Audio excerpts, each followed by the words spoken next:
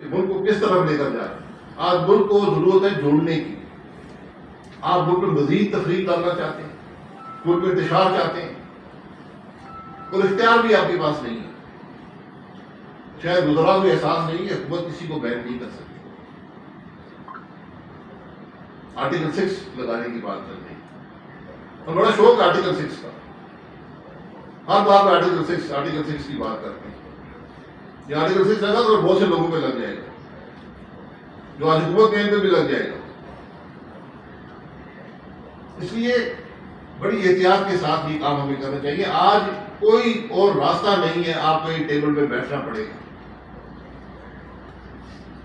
عمران خان صاحب نے ہمیں جیل میں ڈالا, اب ہم اس کو جیل میں ڈال رہے ہیں, اب سب مل کے کسی اور کو جیل میں ڈالیں گے.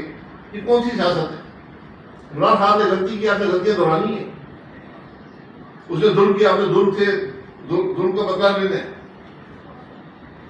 اس نے بیوی بچوں کو جیل میں ڈالا, آپ بیوی بچوں کو جیل میں ڈالنا چاہتے ہیں, ڈال چکے ہیں.